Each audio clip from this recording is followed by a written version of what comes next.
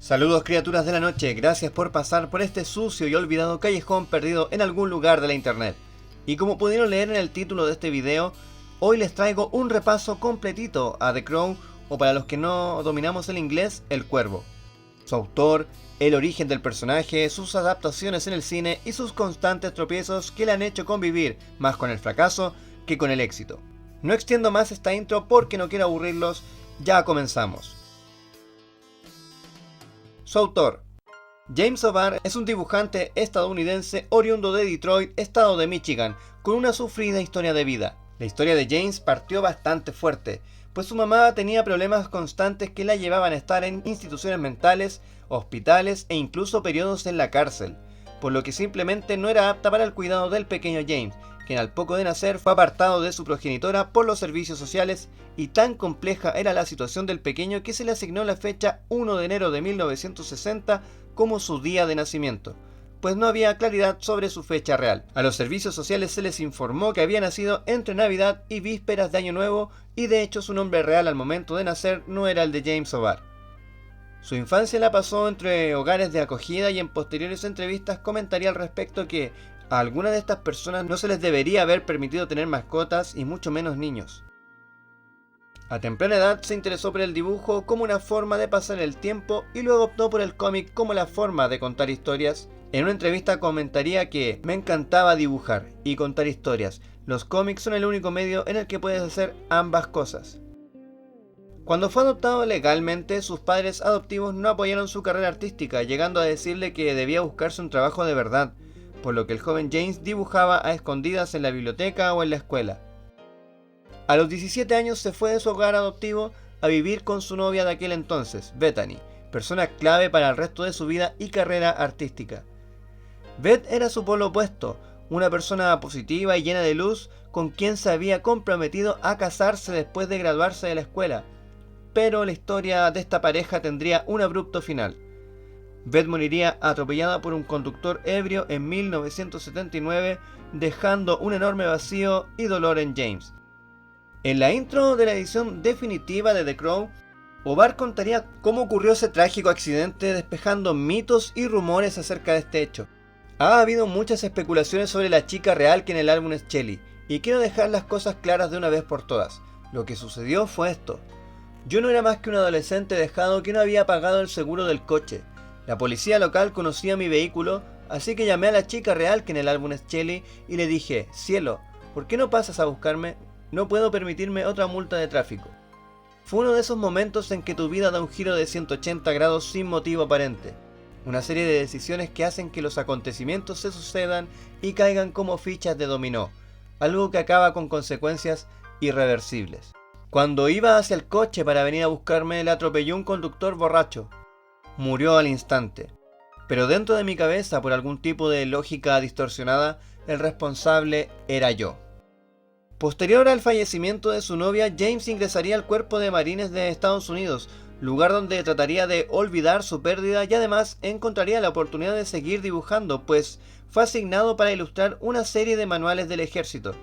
También aquí comenzaría a gestar su obra cumbre, El Cuervo, donde tomaría como inspiración no solo su propia tragedia, también la noticia de una pareja asesinada por un anillo de compromiso de tan solo $20.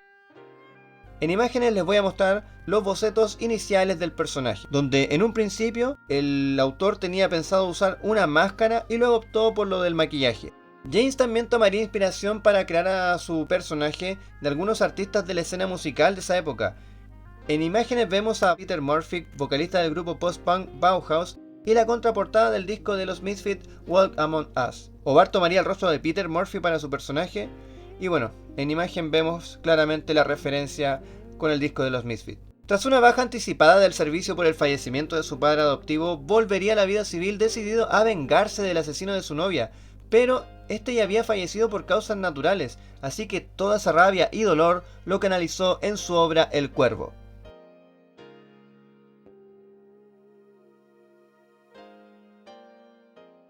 Su primera gran publicación, El Cuervo. James encontraría un editor para su obra, Gary Reed, y su compañía de cómics independiente Caliber Press. La primera aparición del personaje fue en la contraportada de otro título de la editorial llamado Dead War.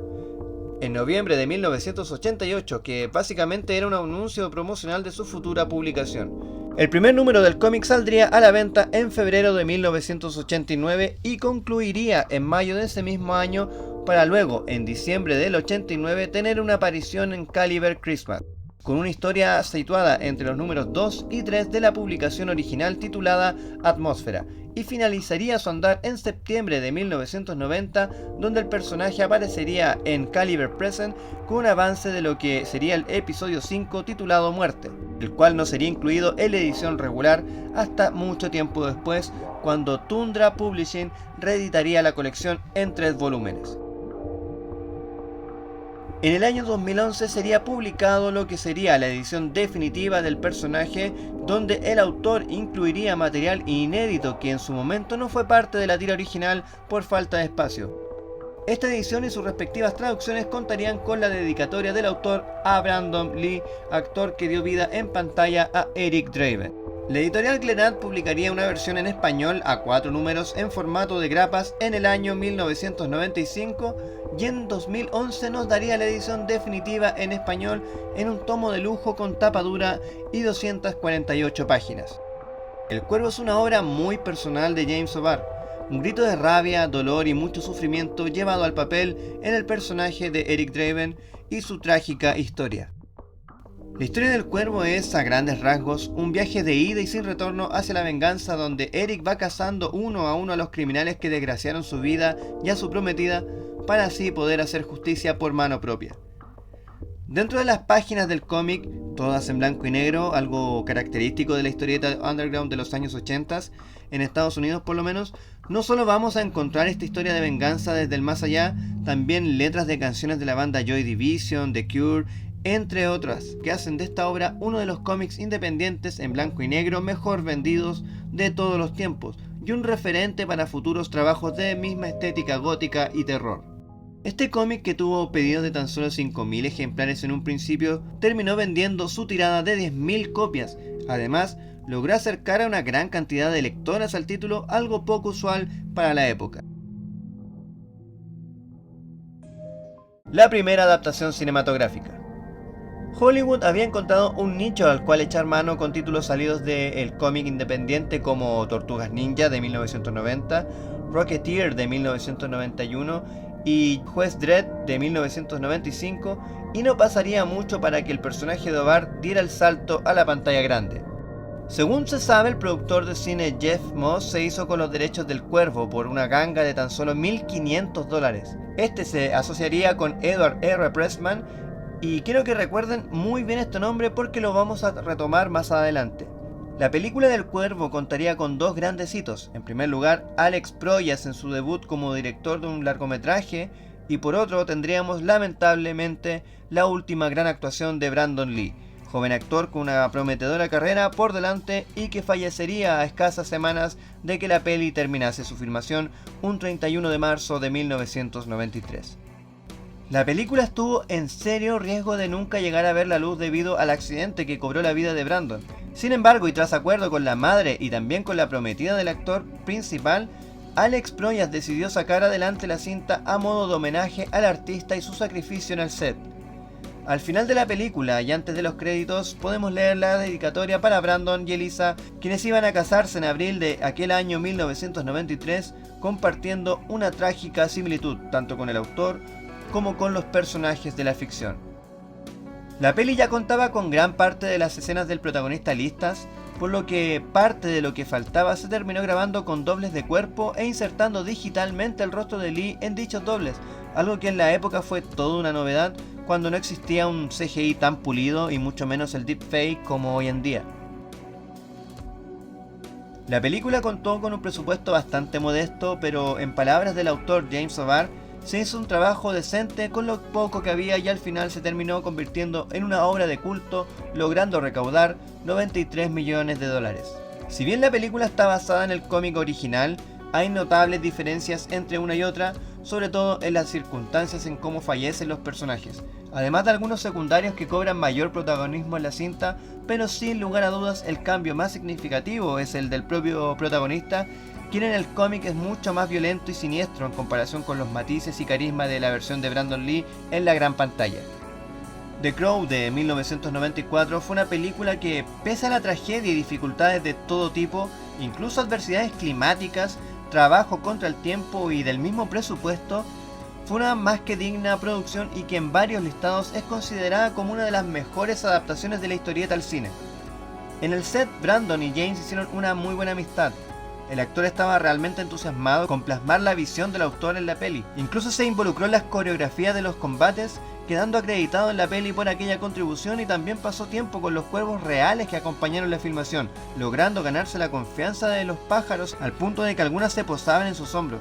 Sin duda, su pasión, dedicación y actuación le valió quedar inmortalizado en su papel más icónico, aunque no podría llegar a ver el impacto de su rol como Eric Draven, el cual daría pie a todo tipo de referencias en el cine, música e incluso en medios tan distintos como el de la lucha libre, donde la ex superestrella de la WCW, conocido como Sting, tomaría parte de la caracterización del cuervo para su personaje en el ring, que por aquel entonces era una suerte de justiciero misterioso que luchaba contra el grupo New World Order y sus fechorías, pero eso es como para otra historia. Para James O'Barr, esta película significaría un nuevo tormento en su vida, ya que se sintió culpable de la muerte de Brandon, a quien llegó a considerar como un amigo, por lo que comenzó a cuestionarse su propia creación, deseando nunca haberla hecho. Sin embargo, y gracias a la ayuda de Lisa Hutton, la prometida de Brandon encontró alivio y pudo perdonarse a sí mismo y continuar adelante. La muerte de Brandon dio pie a una serie de teorías conspirativas, las cuales involucraban a su padre y una supuesta venganza de las triadas o mafias chinas. Por otra parte, se especuló por años que parte del metraje con el disparo accidental había llegado al corte final, pero lo cierto es que toda la filmación de aquel hecho fue destruida al finalizar el proceso investigativo y posterior juicio, que a todo esto quedó sin culpables. Finalmente se sabe que por las prisas por terminar el rodaje y una falta de supervisión por parte de los especialistas de armas, quienes habían concluido su turno en aquella jornada, el arma no fue revisada por parte del equipo de utilería, que quedó a cargo de la manipulación de la misma. Estos no limpiaron el cañón que alojaba un trozo de proyectil que había quedado de una toma anterior y que terminó hiriendo gravemente a Lee. Lamentablemente, esta historia se repetiría años más tarde en el film Ross, donde la negligencia se cobraría una nueva vida. Para evitar tener un nuevo accidente en una filmación del Cuervo para la versión de 2024 no se utilizó ningún arma real y todos los efectos fueron puestos en forma digital.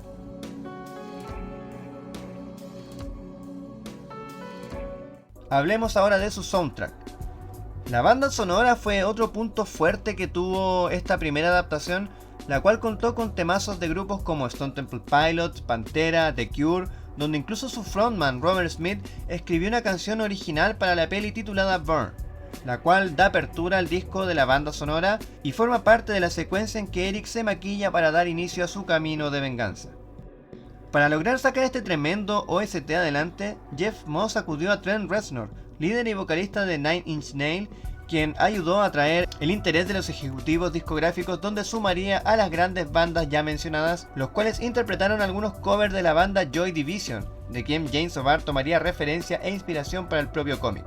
Otra curiosidad del soundtrack es que la banda Stone Temple Pilots había presentado la canción Only Die, cuya letra se ajustaba a la personalidad de Eric Draven y fue aceptada como parte de la banda sonora, pero tras la muerte de Brandon Lee, por respeto se decidió cambiar por Big Empty, la cual suena casi al principio de la peli y al final de los créditos. El disco es considerado por muchos como uno de los mejores soundtracks de la década de los 90, llegando a vender solo en Estados Unidos más de 3 millones de copias. Las terribles secuelas. Tras el éxito de la primera película, llegó una segunda cinta en el año 1996 titulada The Crow City of Angels, protagonizada por Vincent Pérez como Ash Corbin, pero esta no fue bien recibida por la crítica, siendo el primer tropiezo cinematográfico del personaje, aunque al menos es mirable en comparación al resto de secuelas posteriores a esta. Vamos a decirlo en palabras sencillas, digamos que esta película es la secuela menos mala de todo el lote. Según se sabe, para esta película el mismísimo James O'Barr iba a escribir el argumento con una mujer como protagonista. Esta moriría el día de su boda y volvería para vengarse, pero los ejecutivos le dijeron que nadie iría a ver una película protagonizada por una mujer. Así que finalmente nos dieron una peli de acción poco inspirada y que no llega ni a la mitad de su antecesora. La película no estuvo exenta de problemas. Aparte de lo anteriormente comentado, al director Tim Pope le quitaron todo control sobre el producto final, cuando los hermanos del mal, Bob y Harvey Weinstein, ordenaron reeditar todo y dejarlo lo más parecido a la película de 1994. Tal vez lo único destacado de este film es que el villano principal es Iggy Pop, a quien se le había ofrecido el papel de fanboy para la anterior película, y también aparece Tui Trang, más famosa por haber sido la primera Yellow Ranger en Mighty Morphin Power Ranger. Ah sí, también aparece Rochelle Davis nuevamente como Sarah, la amiga de Eric en la anterior cinta. La peli tuvo una adaptación al cómic en octubre de 1996 publicado por Kitchen Sink Press. De este surullo de película, la cual querían explotar como fuera, también le sacarían un videojuego, igual o peor de pestilente que la peli en que se basa y lanzado en febrero de 1997 y que tuvo versiones tanto para PlayStation como para Sega Saturn. El juego es un beat'em up en 3D horrible, pésimos controles y pocos movimientos de combate, pésimo sonido y parece que hasta los diálogos los grabaron a la rápida. No quiero profundizar mucho en este truñazo porque realmente no vale la pena, salvo que te guste coleccionar rarezas del personaje o juegos derechamente malos. Si quieren ver una reseña más completa, les voy a compartir con ustedes aquí en la pestañita el trabajo de Arkham Funkel, quien cuenta con mucha más gracia que yo los pormenores de esta terrible adaptación del cine al videojuego. En el año 2000 llegaría The Crow Salvation, la cual fue lanzada directa al formato casero y como podrán deducir, la película fue un fiasco infumable. En el reparto encontramos a Kirsten Dunst, más famosa por este memazo. No digas mamadas, Mary Jane. Eric Mevius es Alex, el protagonista de esta película y que tal vez lo recuerden por haber sido el humano que terminó convertido en Nemesis en otro despropósito fílmico como lo fue la saga Resident Evil. En el año 2005 tuvo un fugaz paso por los cines de Seattle The Crow, The Wicked Prayer, la cuarta entrega de la franquicia que tras su breve estreno limitado en cines se fue directo al formato casero. Esta cuarta entrega es sencillamente horrenda, desde la portada del DVD que me da la sensación de que fuera como un meme de Mi mamá no me deja ser emo, con Edward Furlong como el prota y cuervo de esta entrega, que si les suena el nombre es porque fue el líder de la resistencia contra las máquinas John Connor. Por otra parte tenemos a este compa que fue más conocido por sus papeles como Ángel, el vampiro de Buffy y la Casa de Vampiros, o tal vez lo ubican por su papel en la serie Bones. En otros roles tenemos a Danny Trejo, Machete y a Dennis Hopper. Y bueno, eso.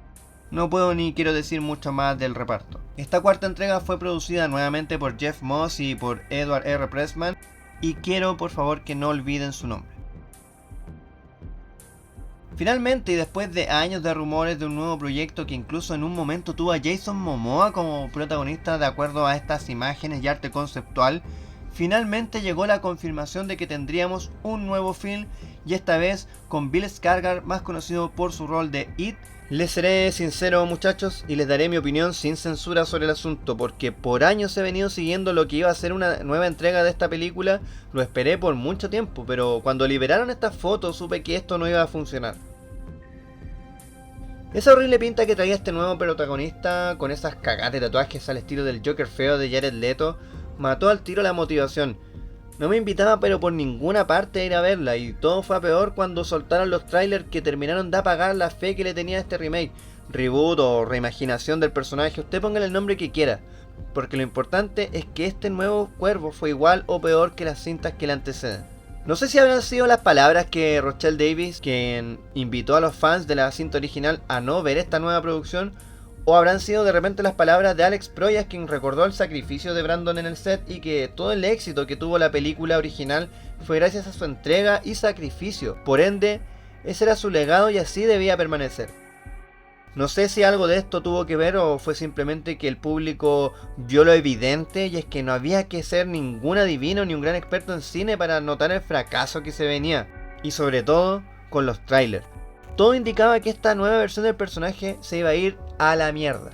De todo corazón tuve la intención de ir a ver la película al cine, pero ni a 2 semanas de su estreno, al menos al cine que voy habitualmente y que es el más cercano a mi casa, ya la habían quitado. Así que bueno, me ahorré un boleto y obligaba a ver la pirata nomás, porque le quise dar la chance, pero simplemente la cinta no funciona por ninguna parte. El romance entre Eric y Shelly se siente apresurado, en media hora tratan de venderme que son almas gemelas, pero no convence a nadie. ¿Saben por qué la primera cinta se entiende que Eric vuelva desde el otro mundo a cobrar venganza? Porque desde el momento 1 nos cuentan que la pareja tenía un vínculo muy fuerte. Ambos se iban a casar, tenían un compromiso entre ellos, pero en esta nueva versión son dos personas que se conocen en un centro de rehabilitación y que las circunstancias llevan a que estén juntos, nada más.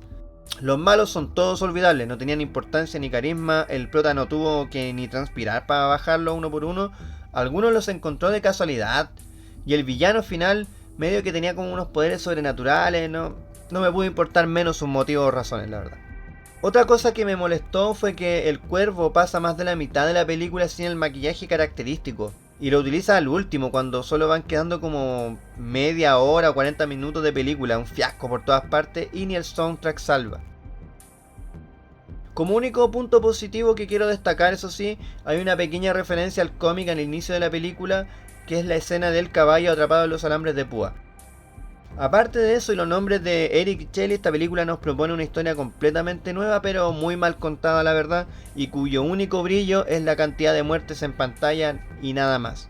No hay nada de la esencia del personaje, el cuervo no son solo las muertes de cada villano, también el cómo y el por qué junto con las reflexiones de Eric y su batalla interna. Pero bueno, tal vez lo único bueno que nos deja este fiasco es que podemos releer el cómic y comprobar que sigue siendo una muy buena lectura a más de 30 años de su publicación.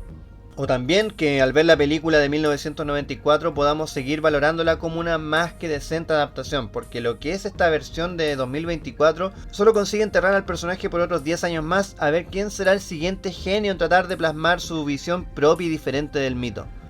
Les dije que tuviera el nombre de Edward R. Pressman porque resulta que este compa no aprendió nada de los anteriores fiascos y vuelve a oficiar como productor de un nuevo fracaso bajo su firma. ¿Tanto cuesta adaptar la obra original al formato cinematográfico?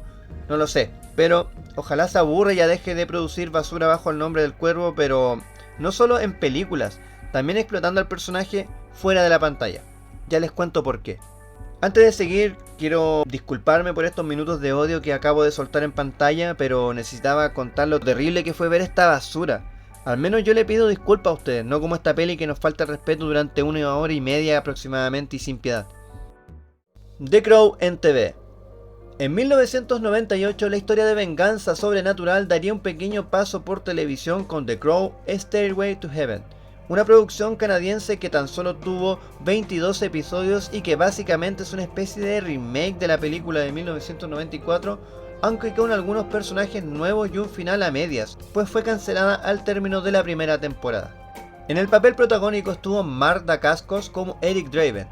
También era un destacado artista marcial quien ha tenido algunos roles destacados como protagonista de la película Crying Freeman, la cual y recién mientras redacto este texto para este video me doy cuenta que fue referenciada en la última peli del cuervo como podemos ver en esta imagen. No hay mucho más por decir de este proyecto televisivo la verdad, porque no aportó mucho más y más bien es una serie que podría estar perfectamente en uno de mis videos de series olvidadas. Les dejo el link por aquí si desean pasar en todo caso por mi blog donde ya he dedicado varias entregas a esta saga de series olvidadas. El cuervo después del cuervo. En cuanto al personaje de The Crow, este seguiría sus andanzas en el mundo del cómic. Así llegaría The Crow Dead Time de 1996, una serie limitada de 3 tomos y publicado por Kitchen Sink, con James acreditado en cuanto a la historia y portada, mientras que el guión corre por cuenta de John Wagner y arte de Alex Malev. Ese mismo año 96 tendríamos un nuevo lanzamiento con The Crow Flesh and Blood, con la primera protagonista ocupando el rol del cuervo, en este caso Iris Chow, una agente federal asesinada por un grupo terrorista quien vuelve desde la tumba para cobrar venganza por ella y el bebé que llevaba en su vientre al momento de morir. Al igual que Dead Time, Flesh and Blood tuvo a James como portadista y encargado del argumento central, mientras que el guión corrió por cuenta de James Vance y dibujos de Alexander Malev. En el 96 y 97 tendríamos 2 entregas que, aunque con James O'Barr acreditado en el título, estos no contarían ni con sus portadas ni otras aportaciones en el argumento, y estos serían los títulos The Crow Wild Justice y The Crow Waking Nightmare. James volvería a retomar al personaje de Eric Draven en un crossover entre The Crow y Razor para London Night Studios en 1998, donde aportaría con las portadas, mientras que el guión fue escrito por Everett Harsow y dibujos de Albert Golazo.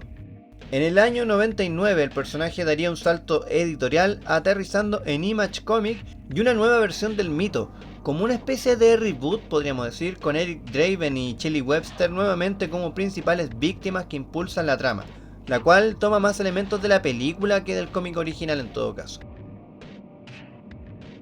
Esta nueva versión del Cuervo tuvo 10 entregas, aunque desde el 7 al 8 llevaría el subtítulo de Touch of Evil y del 9 al 10 Ashes to Ashes.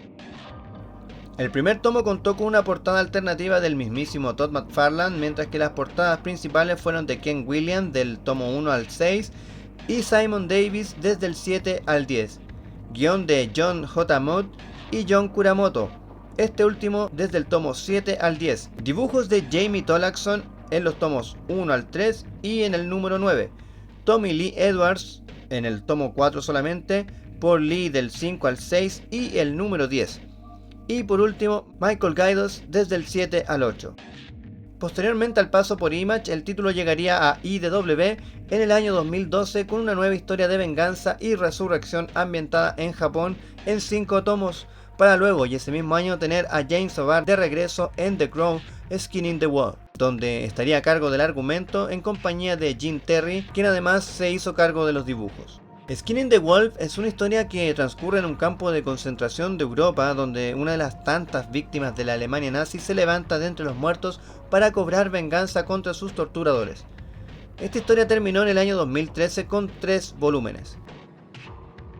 Finalmente, y a la fecha, las últimas entregas del personaje serían The Crow Curare de 2013, una serie limitada de 3 números, también con O'Barr en el guión y Antoine Daudet en el dibujo. Mientras que The Crow Pestilence del año 2014 tuvo a O'Barr como portadista de los 4 tomos de la colección, con guión de Frank Bill y dibujos de Drew Moss.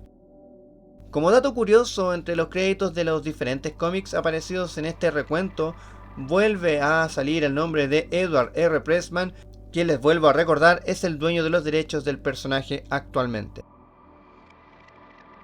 En cuanto al autor, James O'Barr siguió viviendo de sus dibujos y asistiendo como invitado a distintas convenciones, y aunque después de su obra magna publicó algunas cosas como Slave Cylinder o un libro antológico llamado Bonesaw, entre otros trabajos, no ha vuelto a tener un hit como The Crow nuevamente. Con todo y eso, su nombre pasará a la historia de los grandes autores por su personaje, el cual ya forma parte de la cultura popular, tanto para bien como para mal. Y de esta manera estoy llegando al final de este video, el cual, y debo confesar, me ha tomado bastante tiempo concluir, entre la falta de tiempo por el trabajo y también por algunos atascos creativos, pero creo que he podido resumir de la mejor manera posible la trayectoria tanto del autor como del personaje en cuestión, y espero toda esta info les sea útil, pues no van a encontrar quizás una reseña en español más detallada que esta en internet. Antes de mi clásica despedida les voy a dejar algunos enlaces que he tenido que estudiar para poder traer a ustedes la info más confiable posible, así que en la descripción van a quedar todos los enlaces de donde he tomado referencias para armar este videito. Si llegaste hasta este punto, te doy las gracias por darte el tiempo de ver el video y que hayas aprendido algo nuevo sobre uno de mis personajes favoritos tanto del cómic como del cine. Eso sería todo por ahora, muchas gracias por mirar hasta el final y nos vemos en un próximo video.